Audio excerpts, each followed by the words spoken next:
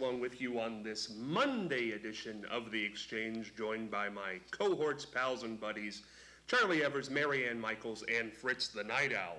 Before we get into the program, we do need to thank our sponsors, though, as The Exchange is brought to you by the Ohio Neck and Back Pain Relief Center, Scott M. Gray, D.C., across from the Marion Center between TSC and Kroger. Call 740-386-6580. Night Owl Theater, located on the net at fritzlives.com. For more info, email nightowltv@yahoo.com. And Bucyrus Placemats. To put an ad in, call 419-562-8473. Located at 116 Wayne Avenue in Bucyrus. Also on the net at bucyrusplacemats.com. And by the way, you can call Wayne. Not only is it on Wayne Avenue, but you can call Wayne at 419-562-8473. And now, as we do each and every day, we're going to head over to our good pal Charlie Evers for some fascinating facts. Charlie? All right. Well, last week, it was a great week for the wildflowers and for morel mushrooms in Marion County. In fact, I was doing a bike ride last week, and I encountered a man coming out of a woods carrying kind of discreetly a little sack in his hand. And I wanted to tell him, you only get several of those? Morel mushroom hunters like to go unnoticed if they can, because it's, do you know how much they're selling for? How much? $35 a pound, if you could find them. I think I would eat them before I sold them. But the trilliums are in full bloom, or were, and I think they're the state flower, three-leafed white flower, beautiful. Some of the woods are carpeted with these trilliums. The wild strawberries are in bloom. The only thing is, once a strawberry forms, the poison ivy grows at the same time, and the poison ivy and the ripe strawberries meet, and you can't pick them without getting poison ivy. What's the disease you get from eating bad mushrooms? Death. Death. Yeah, death. That's one heck of a disease. Yeah. Terminosity, it's called. No, they call it something, Charlie. What is it? It's a fungus or something you get. Mushroomitis. Is it? Mushroomitis. Well, whatever it is, it lasts a long time. Little known fact.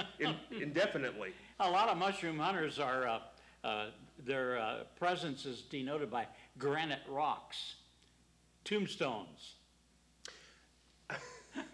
You know what I just blocked out what you said. Are you sitting on the floor? Nearly. I mean, what's going on? I caught a glimpse in the monitor. It looks like you're sitting on the floor. Like they used to say, I'm feeling mighty low. Could somebody prop Charlie up during the break?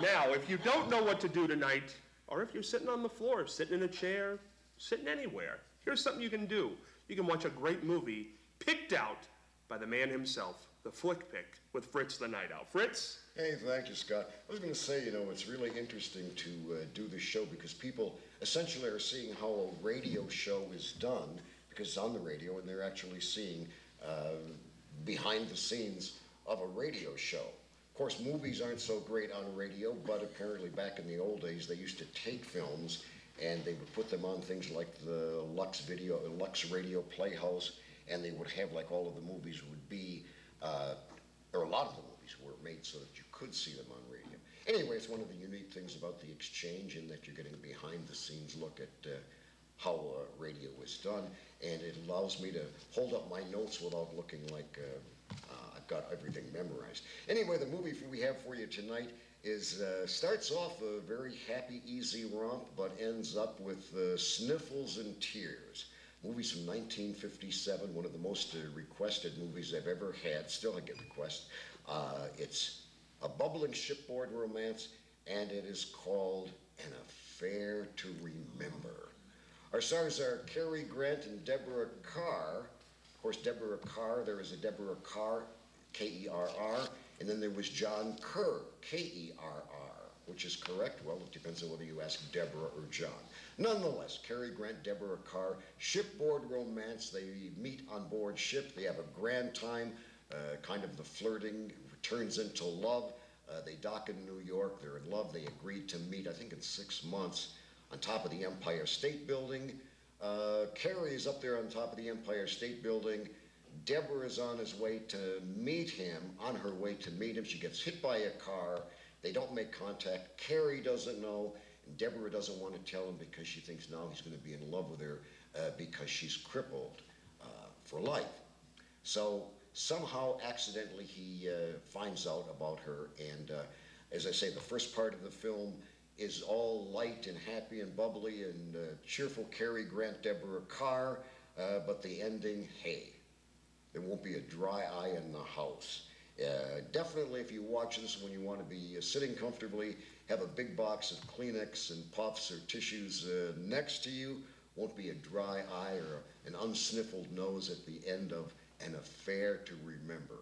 The only advice I can give is that if you're lucky enough to discover love, don't get away, take advantage of it when it's there, keep it going now. Waiting for 6 months and meeting on top of the Empire State. I think they did that in Sleepless in Seattle, yes, too. Bad form. Say, hey, what's your phone number, what's your address, what's your email, what's your cell phone? We'll call every day. That little bit of advice to satisfy the romantics in the crowd. An Affair to Remember, Cary Grant, Deborah Carr, think you'll like it. Sounds like a great movie. And you know what's interesting? Since I've started doing this show with you guys, I never liked movies. I have to be honest with you. I'm not a movie person. I never went to the theater as a child. I didn't really watch movies on television. I like documentaries. I like interview shows. I've always liked that sort of thing. Now, I haven't started watching movies since we started doing this show, but I'm paying more attention to the titles because Sure. I know a lot of titles that come up here, like Lemon Drop Kid, Right. and then a few weeks ago, the one with Jack Lemmon. The Apartment. The Apartment. I went home that night and bam, it was on AMC or something that night. The Affair to What Remember timing? is one What of my timing? favorites. Yeah, what timing? They must have been watching the show at wherever. I wanted to say real quickly for the nostalgia people, Vic Damone, if you're old enough to remember Vic Damone. Good-looking guy, nice voice, rival of Sinatra and Dean Martin in that vintage, Nat King Cole and so forth. Very, very popular in the 50s. Vic Damone sings the title song. So, Vic Damone fans, hey, An Affair to Remember. That's Vic one of my Damone to remember. favorites, Fritz. That's one of my favorite all-time movies. Yeah. It's a classic. Right. And, yeah, I could watch it 3 or 4 times. It's like a potato chip. You can't just watch That's it once. right. You know, a movie that I saw recently, I can't remember if I said it on air or not, but Frost Nixon, which is not an older movie. Oh, yeah. It is so good, so close to what actually happened, and it's a Ron Howard film, and Ron Howard can direct. Yes. He is great at that. One of those people who's made the transition very nicely. Do want to get into a current event today. Last week, very interesting news. One of the long-time Hollywood political marriages looks like it's separating. Arnold Schwarzenegger and Maria Shriver have decided to separate after 30 years of marriage. No word on divorce yet, but separation has taken place. I know a lot of kids from that relationship, and some media outlets have been reporting, don't know if it's true or not, that she has been miserable for a long time, was the quote that they used. Marianne, what do you think of Maria and Arnold? Opposite sides of the political spectrum. When they got together, he was a movie star, decided he'd rather be a politician. I think, I was surprised at the wedding when it happened because I thought they were totally two different people. So I was surprised about that. And I was told, though, I mean, I saw a report just recently, and it said that it was a mutual and, you know, that they both agreed that that's what they should do, and it was amicable is what the word was, so who knows? You know, it's very interesting to me. You know, she comes from this Kennedy dynasty, and he was Mr. Republican, certainly during the first George Bush campaigned for him very hard, became Republican governor of California. But she was in the news business for a long time.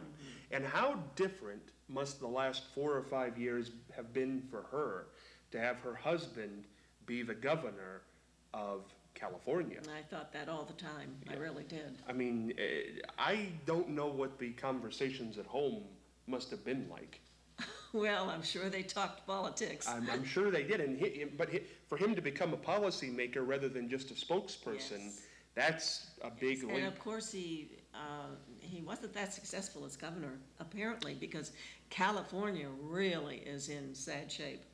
Has been for a long time, and Yes. Gray Davis was there before, and he was not doing very well, which is how Arnold rode in.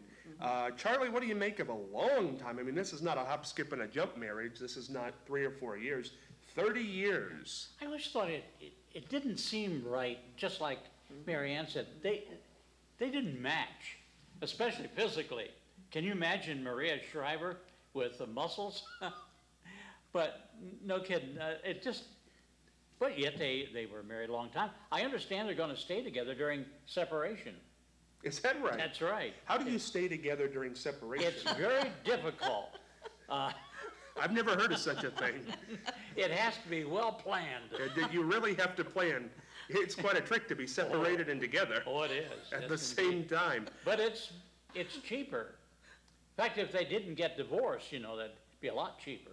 I don't think there'll be a divorce unless they stay separated for quite a while. Interesting thing, though, he's just, not too far from when he completed his term as governor. Do you think that maybe they waited to announce this? Oh, definitely, Yes, yes. definitely. Because that would have interfered with the whole But he's going back into the movies. aura. Yeah, but He's returning to, But how long do you think they would have waited? I mean, how long do you think it was bad, I guess is what I'm saying, if they well, waited? probably quite a while. I really do think that. That's tough. Do you ever think any political couple, big-time political couples, the presidential, Betty and Jerry and Pat and Richard and Nancy and Ronald, do you ever think any of them stayed together just for the politics and then afterward? Because there's never been, to my knowledge, a president get divorced after his term was up. We've had one divorced president, but never after.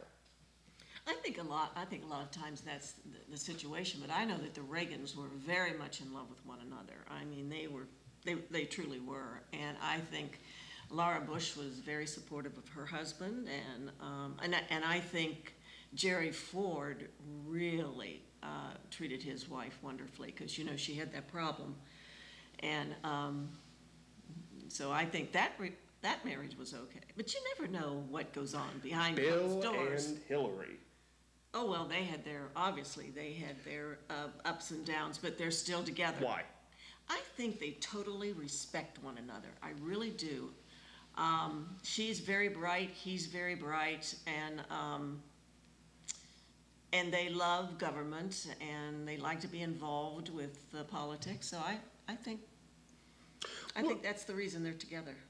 Do you think, had they got divorced, which certainly people do for that sort of thing, affairs and infidelity, do you think she could have won the Senate seat in New York, which led to a presidential run, which led to Secretary of State? Well, that's hard to know, but she's very, very capable.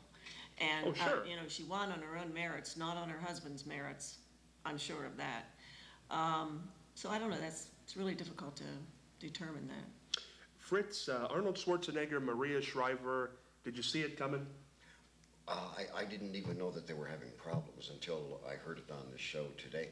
I just think that it goes back to one of these things that there are cases where opposites attract, and who is it? Carville and his wife are Oh, my. they're both Magdalene. incredibly politically active on opposite sides of the scale, and yet opposite sides, and yet they apparently get along well. And in terms of, say, like a lot of marriages today, with all of the stuff going on, sometimes you just kind of drift apart and your interests fail and the kids are growing up and you both have your different roads to go. And so, say, as for first ladies, now let's see, the first one I remember was being aware of was Eleanor Roosevelt. And I think we've had like some incredible first ladies all through the years. Eleanor Roosevelt was terrific. Mamie Eisenhower was grand. Jacqueline Kennedy. Pat Nixon was pretty much with it all the way. Who was it? Lady Bird.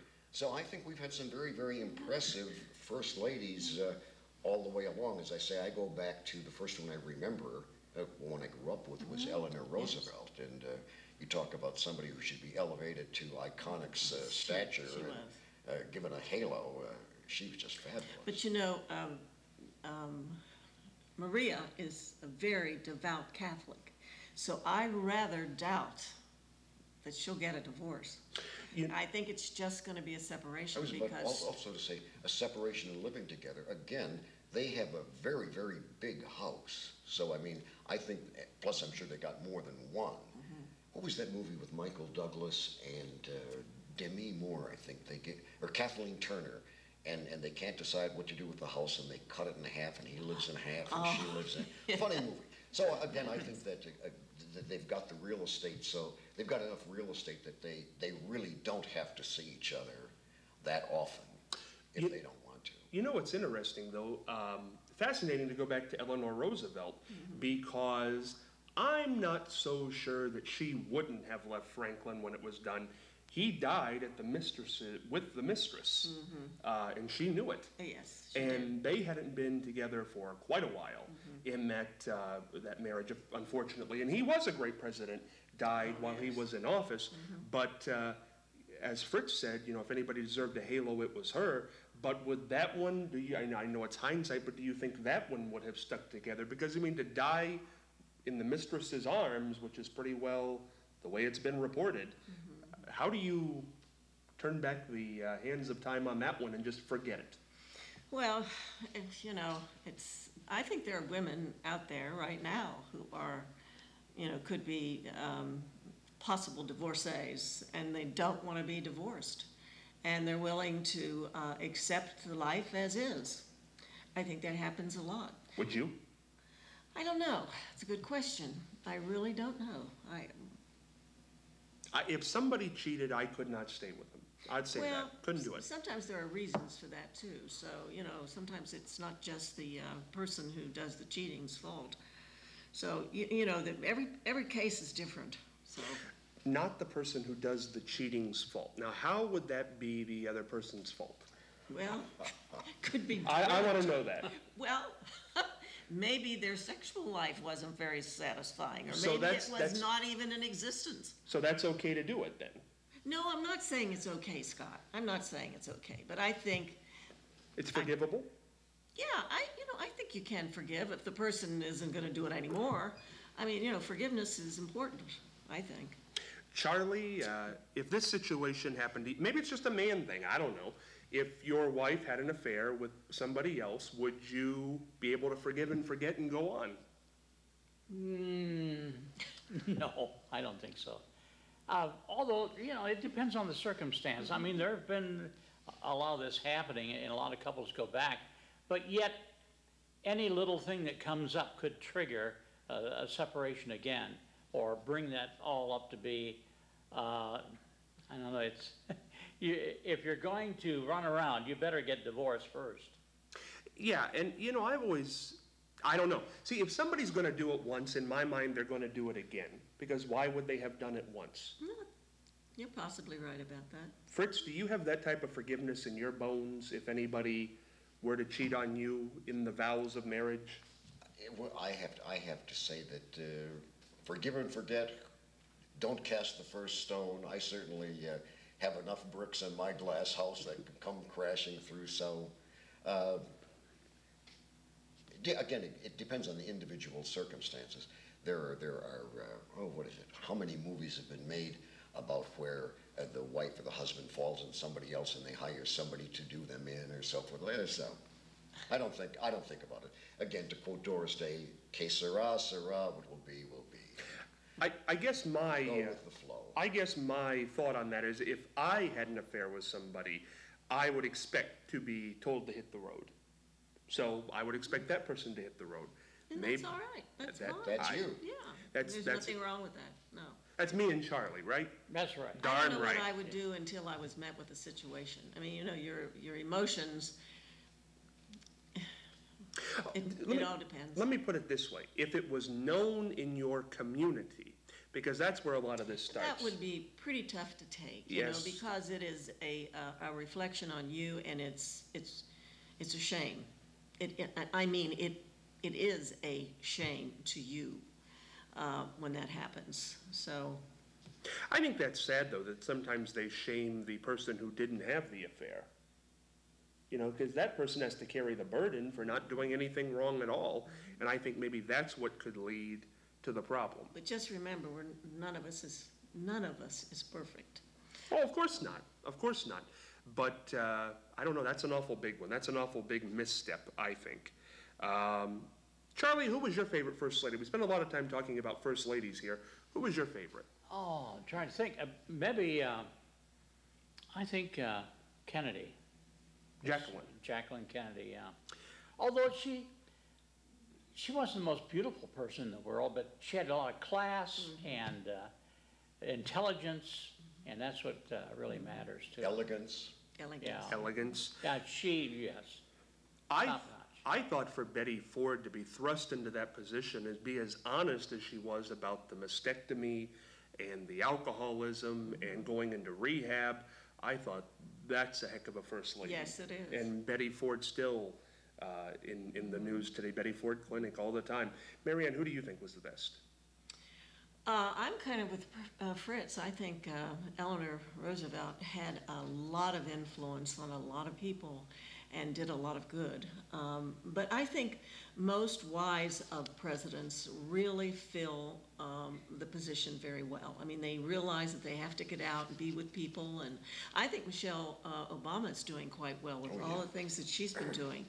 And I know that Laura Bush was very into education, and she visited a lot of schools, and I thought she was a classy lady. Let's jump into the I mail. should say is a classy lady because she's still living. Is a classy lady. Let's jump into the mailbag before we end the program on this Monday. I am a new member of a small local organization. We have an email group. Occasionally a member will post information that has nothing directly to do with the organization, usually political in nature. These political emails are petitions to offend me and petitions that offend me. They in no way reflect my beliefs in politics. What should I do? Jessica in Cardington. What do you think, Marianne? Don't participate. Just back out. Don't contribute. Or if you contribute, tell how you feel. Do you think that could cause problem in a local organization? Don't cast the first stone. Well, it could, but you know, I don't know. Putting anything on the internet is a mistake, I think, because there are so many people that have gotten into problems because of certain things they've said or pictures that they have shown. You know, I think simple emails of keeping in touch are fine, but when you start politicizing or giving your opinion or being nasty or gossipy, then I think you're just asking for problems. I can't imagine belonging to an email club, quite frankly. Fritz, what do you think? I'm with Marianne. I'm not even on Facebook. I just, if I want to talk to somebody, I got a telephone. If I want to snail mail them, I send them a letter. I rarely email. So again, I definitely wouldn't be in a club. I don't Twitter. I don't tweet. I don't chat room. I don't go on Facebook. It's just, no, I got other things to do.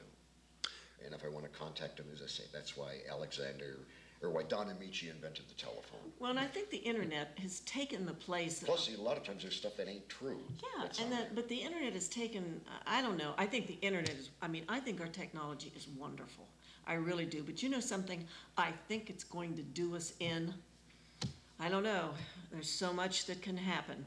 It could be, but you know, I really am starting to wonder, and we're down to the last 2 minutes here, about this whole not true on the internet as opposed to not true anywhere else. I think you have to be smart enough to pick and choose in whatever you look at. I mean, what was the story last week about the picture that was released to the media from the White House about everybody in the Situation Room during the Osama bin Laden thing? All of a sudden, that's been doctored before it was But sent to who says it's been doctored? the media, who we always trust. Charlie Evers? Oh, Scott. No, last week I said you shouldn't, and somebody told me you should. Well, the thing of it is, if they have documentation that this is correct, fine, but things go on the internet that are just opinions, and people take them as law. But I think that happens everywhere. Just like in this email group or at a church gossip. We've always had gossipy people. That's Charlie, true. we're down to the last minute. Go ahead, Charlie. Oh, I use the internet quite a bit, but what bugs me on Facebook are people that poke you and do all these other things that you gotta answer. I don't have the time, even though I'm retired, I got all the time in the world, but I can't stand, I don't like playing games. I don't like being poked on Facebook and all those other things, but I like it for a form of communication, period. Right. I'm never sure what that poking means anyways. If you have a question for the mailbag, you can join us on Facebook under the name The Exchange Marion, or email them to us at irmcommunication@gmail.com. We will be back on Tuesday. Thank you for joining us. Make it a great Monday.